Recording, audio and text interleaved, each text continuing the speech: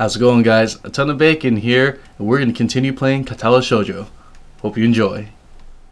She's waiting for someone? What to do? Oh no. Okay. What would I do in reality? If I were to go talk to her, she'd run away again. It depends what kind of book I'm reading. We're gonna wait for Shizu and Risha to come to a decision. I didn't even know that they were coming to a decision on their favorite restaurant. Okay. Let's try it. Break down the wall. I'm gonna go talk to her. I still feel bad for making her run away yesterday, so I'd better say something. Walks up to her. Hi there, Hanako. Oh! It's Sal! Well, at least she remembers my name. Hey, I just want to apologize for yesterday. I didn't mean to startle you or anything. I'm just new here and I thought I should get to know my classmates. Oh, she looks so cute with her blush. As Hanako looks up at me, I notice her scarring once more. It's a little bewildering that you can barely notice it from across the room, but it's so noticeable from close up. That's okay. Oh, you don't need to cover it. It's fine. It was my fault. You're too apologetic, please.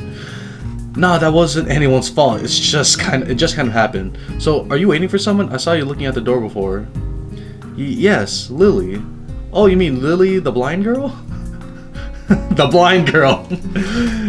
Come on, man. Just say her name. Hanako only nods in response, and I can't help but wonder if defining people through their disabilities is a faux pas of the worst kind or just normal here.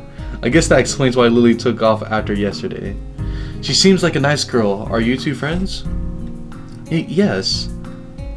As if hoping for Lily to appear, she checks over her shoulder again. I've done that before. I think I'm making her nervous again. I hope I'm not disturbing you right now. No, that's not it. It's just easier if Lily doesn't come here. Oh, because it's hard to get around the classroom? Not really. Hanako gazes, drifts past my shoulder, and towards Shizune. Shizune? Hanako nods again. Is Shizune is she an enemy to everyone? What about her? Don't they get along? Hanako shakes her head. Clearly this is something she doesn't want to talk about. Oh, I'm so curious to what happened. Forget the romance. What's going on here? It does make a strange sort of sense. Shizune and Lily not getting along so well. Communication between the two would be all but impossible. It's hard enough talking to Shizune though. Misha, even when you can see whose hands are talking. Hanako is so focused on Shizune that I am the first to notice Lily at the door. Oh, she's here now. Hanako spins around to confirm this. Upon seeing Lily, she moves quickly to the door. Hello. Lily. Ah, Hanako, good morning. Is the president here? Yes. Hanako glances over her shoulder at Shizune again, as if to confirm she can't hear them, even though that's impossible. I suppose we'd best be off then. Lily's sigh and tone of what seems like frustration makes me raise an eyebrow. I guess there's some kind of enmity between the two. It's intriguing, but that's not really something I'd ask about. I'm sure if they wanted me to know, they would tell me. Excuse me. It's only my third day here. I should be trying to make friends, not finding out why people are enemies. Well, you could be in the middle, man, like the mediator, you know, the peacekeeper.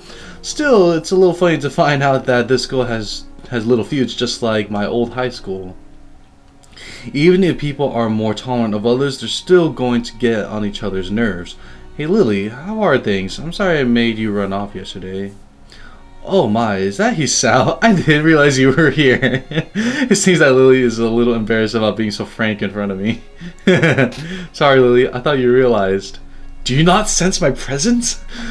No, it's alright, Hanako. Hisao, please don't worry about yesterday. It's just a misunderstanding. I really like what's going on here. It's really funny. If you say so, I'm still working this place out. Well then, I think you'll find most people here are a lot more forgiving than elsewhere. If you're feeling a little confused, please don't be afraid to ask questions. So I'll remember that. So here's my second set of friends right here. I feel like I've yet to meet everyone though. There can't just be 4 girls. Lily gives me a small nod of acknowledgement. I'm sorry, Hisao, but we must be off. Hanako really doesn't look all that comfortable here right now, and Lily still seems a little bit embarrassed. I wonder if my apologies really made any impact. Mind if I accompany you too? Ooh, what else? I know I'm kind of pushing it, but Lily is quietly still smiling. I'm sure that we could accommodate you, can't we, Hanako? She looks at Lily, then at me, and then she freezes wide-eyed. Sure. Nice, different crew today for lunch. I'm gonna hang out with a different girl every lunch and see which one I like the most. Well then, shall we go? I'm sure Lily wouldn't do this so easily if she saw how scared Hanako looks, but it can't be helped now. Declining after the deal is sealed would only cause confusion and problems. Yo. So we leave all three together. Don't be so scared. Lily walks beside the wall, letting her cane gently tap against it every now and then. Hanako comes along right beside her, so close that she is practically half hugging her as they go. Although it must make her walking around that much harder, Lily takes it in stride. As we turn around the corner of the hallway, something hits me in the chest with the force of a steam train. Hanako shrieks a little, and my vision briefly goes black. What? Ugh, ouch. Oh, the old running into a girl in the hallway. I bet she's the clumsy type. Who are you? How dare you run into me? Opening my eyes, I see a pair of saucer-like green eyes looking up at me. They belong to a perpetrator, a short-haired girl who bumped into me as how fallen down onto the hallway floor. How dare you run into me? She's wearing PE uniform and a very worried frown. The former strikes me as a rather strange thing to have on during a lunch break. Sorry if I'm reading all over the place. More striking than that, though, is that she doesn't have legs. Or she does, but they are not flesh and bone. Her pale and very much flesh and bone thighs and in shins and feet made of some black metallic or plastic-like material. Quit staring at her thighs, bruh. They look disturbingly artificial and unnatural. It almost makes me forget that my chest is hurting. Dude, please don't get a heart attack here. That'd be very embarrassing. The girl winces a little, rubs her nose, and jumps up. Oh man. Hey, are you alright? I'm sorry about that. Really? Yay, she's got blonde twin tails. I like that. I wasn't looking where I was going, and you just came out of nowhere. Sorry. She's looking really apologetic in the hurt puppy way of looking apologetic. I quickly forget about being angry or anything, since hurt puppies are my weak spot. It's okay. Don't worry about it. You die. Oh god, no, please, no. Don't do that. I say that, but there's a stinging pain growing in my chest, and I know that this is the biggest possible danger for my condition. Don't overexert yourself. Don't forget your medication, and most of all, don't get hit in the chest. I try to rub my solar plexus to chase the pain away, holding my breath in an attempt to hear my heartbeat. Oh man, that's freaky. It seems normal. Oh. Hey, should I get a nurse? The worried high-pitched voice of the girl snaps me out of it. How high-pitched are we talking about? I stared at her for a few seconds, dumbfounded, until I realized that I probably looked worse off than I really was, doubled over myself and looking all tense. Damn, I'm overly worried about my heart. No need, I'm fine. Managing to say something in response, I pull myself upright, feeling my sore ribs one last time, and take a deep breath. She just knocked the wind out of me, big time, but it's nothing more than that. You sure you're okay? I hit you pretty hard. It's okay. I said I was fine, and nothing's broken. No harm done. No harm done. I'm alive. That's good. I was. Uh-oh. What are you doing messing with my buddy? Hisao, what happened? She's not quite up to spread for obvious reasons, but she sounds very worried, more than what the situation deserves, really. Someone just bumped into me. Nothing serious, just winded. I'm sorry, it's my fault. I was just going to get some stuff, and I was kind of in a hurry. You are more a hurry, you're in more of a hurry now. Like, you better go. That someone here is Emmy, isn't it? The little girl coughs quietly and shovels her plastic or metallic feet, looking down at them before saying anything. Hi, Lily. Hanako. I guess the girls know each other. Nice. Do please try to be more careful. You might be sturdy enough to endure these sorts of accidents, but there are people who aren't. The girl blushes and starts to fidget nervously like a little child caught misbehaving. Oh, so cute. I'm gonna rub your head. Rub your head. It's so cute. I find myself smiling. I know that. I was just... Oh, I gotta go. Teacher will have my head. I promised to help with the printouts, but I went running instead. Sorry, but I've got to change and everything. You better go change. Before any of us can say a thing, Emmy has just already bolted away, leaving the hallway eerily quiet. Does this kind of thing happen often around here? There are more rules in Yamaku than usual for running in corridors, but that rarely stops Emmy, it seems. She shakes her head weakly and offers a slight, composed smile. I don't think there's anything we can do to stop her, I'm afraid. Shall we be off then? Lily heads off along the hallway and Hanako hurries after her. The route to the room the two used for the tea is fairly simple to retrace, being still fresh in my mind from yesterday. Yay, tea time! Woo, tea time! Lily and Hanako quickly go about the business of making lunch. Before I can even open my small bag of food, Lily's busying herself with her thermos and tea bags as Hanako is setting out both their lunch boxes. So is that what you mean by coming here almost every day? Yes, Hanako and I usually have lunch here. It suits both of us, so we end up using this room regularly. After seeing Hanako's reactions to me over the past couple of days, I can understand why that is a boon. That and Lily being able to get somewhere quiet away from her class. I take my seat last after Lily's poured the tea for us and sits down. Oh, this is such a nice photo here. Oh. Who will you choose? The more time I spend with these two girls, the more I think they're a perfect foil to Misha and Shizune.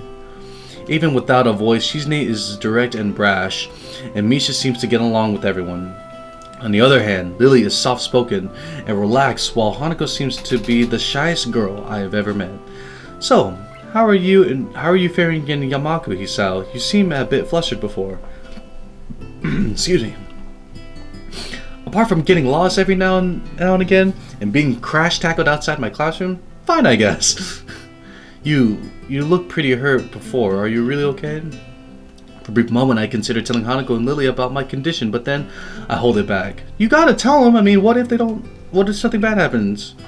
I can't tell why, but for some reason I feel uncomfortable talking about it to these relative strangers, even if they have been pretty friendly. Well, you're not gonna tell them how you got the heart condition, so yeah, it's nothing. I was just a bit startled.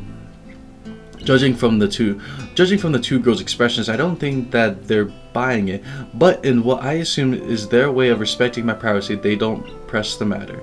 I guess that is one of the unwritten rules around here. Don't ask. Even if it's people's conditions are obvious, like Hanako's, there's still bound to be a story involved.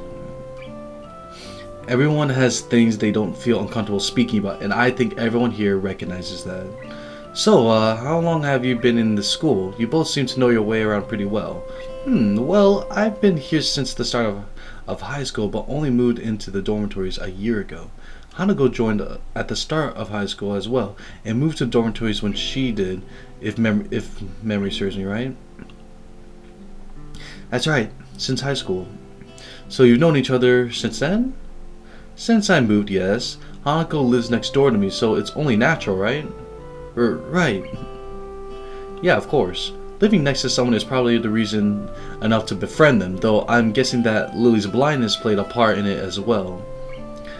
I can imagine Hanako easily making friends with someone who has to deliberately avoid looking at her scars.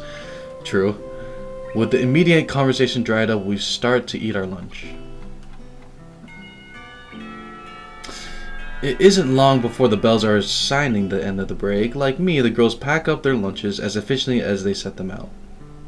I guess I'd better be off. Are you going to go with Hisao, Hanako? Yay, alone time with her. Hanako looks up at me, and for a second I can see that she is considering skipping class, maybe just to avoid walking to the classroom with me. Yes, do not skip class. Do not skip class. I don't know what to think of it. Hanako really is delicate to the point of breaking if looked at in the wrong way. It makes me a bit nervous too, but I push the feeling aside, trying to be as natural as I can. We should try to hurry then. Class has already started by the sound of it. Lily gives a nod of farewell and she bends down to take her cane, Hanako and I filing out before her. We walk quickly down the empty halls to our respective classes. As we reach the door to Lily's 3-2 classroom, she turns towards me. Hisao, thank you for sharing lunch with us today. My pleasure, Lily. She's so nice. And with that, we part ways, Lily entering her classroom and leaving Hanako and me to make off to our own. She's still looking like she wants to run away. Don't run. So, do you really want to go back to the class now? Yes. Okay then. I feel like I should say something more to her, but it's hard to come up with anything that would be appropriate and safe enough. And Lily was right. The more time we spend out here, the more explaining we have to do. I open the rear door to the class and walk in. Ah, cool, I'm in trouble. The teacher looks up at me and opens his mouth to say something. However, as Hanako follows me in and closes the door, he simply nods to us and continues his lecture. Nice! Having her, I can skip class. Nice. It's the third time that Hanako has had her truancy practically ignored. There's definitely something going on here. We make our way to our seats, and I notice that Misha and Shina are both missing as well. I wonder if it is some form of informal agreement with the staff, or if it's a perk afforded to the unique students of the school. Trying to make as little disturbance as I can, I extract the relevant textbooks from my bag and start catching up. The class goes on quietly. The teacher seems like an okay person, despite the weird first impression I got, and the material is relatively interesting. However, the way he teaches is really bizarre, like a really bizarre adventure. It's as if he expects that everyone is a natural genius. When the final bell sounds, I realize that there's still a lot of time left in the day, and I'm left wondering what to do. They gotta fix the music volume, or maybe I need to. It's odd at the hospital I had 24 hours a day of free time, but here, feeling the considerably shorter hours feels difficult. Everyone else leaves and I'm left alone with the teacher. Well, this is awkward. Teacher time. Muto is examining the assignment sheets we were working on earlier, marking them with a red ball pen. Oh. Raising his eyes from his papers briefly, he notices me and furrows his brow. What is it, Nakai? I jump at him addressing me, but I guess it's natural to spark some conversation since there is nobody else around. Nothing. Thinking about what I'd do after school. The teacher slowly puts the cap on his pen he is holding and arranges his papers into a stack, clacking it against the desk twice. He seems very methodical, and for a brief moment I'm reminded of Shizune, but the teacher is more unhurried and relaxed, much more routine. You have no plans? No, I considered joining a club, but don't know what kind of club would interest me. Go observe a meeting of someone else's club. Might pique your interest. I guess. But I don't know how to continue from there. Muto looks at me in a way that makes me quickly want to take the words back to avoid a conversation. But I can't, so I have to forge ahead. I just don't know how to deal with people. I mean, the other students. I'm talking to people and everything, so it's not that I'd be isolated or anything. I just don't know what to think about. The disabilities, it's like, it feels that I'm being impolite if I pay attention to them, and it's weird to ignore them. Damned if I do, damned if I don't. The teacher scratches his cheek, looking very unresponsive. These things are only an issue if you make them one. You can talk normally with someone, even if they are blind or something. Try to look behind the superficial. There's not a single student here who isn't just a normal kid behind whatever they might seem at first glance. He says the same thing as Yuko did. Dude, this could be the lesson of the entire game, and I agree with it a lot. I'm really liking the lessons they have in here. Really well put together. I know they're right, but it's hard. How can you not consider, for example, Shizune's deafness, when the only way to communicate with her is to talk through Misha? Or Hanako, it's like you can ignore her face. It's not like you can ignore her face. But I'm interrupted by the door of the classroom suddenly slamming open. Sensei! Oh god. Okay, what? Misha crashes in, hands straight in enthusiastic greeting, her voice loud and lively enough to wake the dead from their graves. She starts towards the teacher's desk with her bouncing step, hands energetically swinging with the rhythm. Muto, visibly dismayed at the interruption, and Misha in general slumps in his chair. Mikaido. Misha stops in her tracks and looks around cluelessly as she's sensing from this tone that something's wrong, but has no idea what. Yes? We have talked about volume control before. Yeah, shut your mouth, yes! But she doesn't lower her voice at all, and the teacher just rubs his eyes. So what is it? He's so irritated. I'm sorry. He's like, damn it, Misha!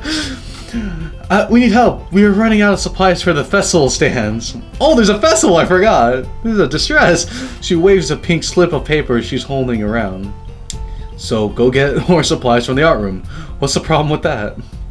Plywood! Plywood is always the problem. Last time we wanted more, there was only a little, but that time we just took it all and went with that. Now there's like none left. So do you know where to get some? I don't understand. How would I know?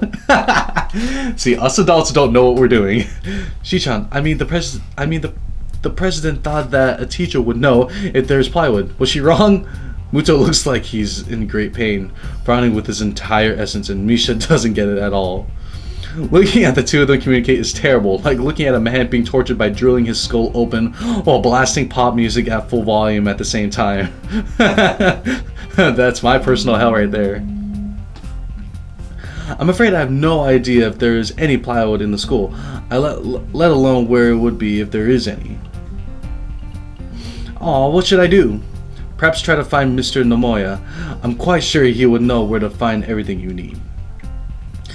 You'd have to pry them from his cold, dead hands, but that's a different matter. Ah! I don't have time. We are so busy. She holds her breath with both her hands, looking as despairing as possible for a person like her. Without even noticing, she crumbles the note she's holding against her hair. I shouldn't even be fetching these things. There's so much to do, and we're falling behind schedule. Mutu looks at her gravely and then suddenly smiles. Smiling doesn't really fit his face. I think it'd be better if he didn't. I wonder if you could get some temporary help. He switches to staring at me focusedly with a hard expression as if trying to say, go make some friends. I guess I can give you a hand. Oh, the awesome drums. You can. Thanks, Ichan. You're really nice. She pauses, does a double take, and then points at me with her fingers yelping, ah! Looking very puzzled. Come to think of it, what's Ichan doing here? Class is over. You should be having fun. We just had a little chat. Oh no, it's not detention, is it? Are you in trouble, Hichan? No, I'm not. Is Hichan in trouble, teacher? No, he's not. Mucho sighs deeply, and I feel that I have to help Misha get her off the teacher's back. So what do you need? Here's a list. I can try to find the plywood from somewhere if there's none in the art room. She offers me the note she's holding. I take it, hesitating a bit. I said I'd help you, but this is no implication on whether I'm joining the council or not. Aww. Still, thanks, Hichan. Try to be quick. We are in a stall building streak now. We must hurry, hurry, hurry. She bounces out of the classroom, leaving me and the teacher looking at each other with something that feels like a silent agreement. But there you have it, Nakai. You have something to do now. Please don't sound so smug. Looking at the list of number of items ranging from paint to plywood, all written with small, neat handwriting that is undoubtedly Shizune's, I leave a sigh. I'll be going then. Waving the long list limply at the teacher, I exit the hallway. So wait, I'm on a mission to get stuff now? Jeez. Well, I guess we'll leave it at that then. Next episode, we go find supplies for the festival. Woo! Haunted house time. Alright guys, we're going to stop right there. So, thank you guys for watching. Hope you enjoyed. Leave a like, subscribe. We'll see you in the next episode.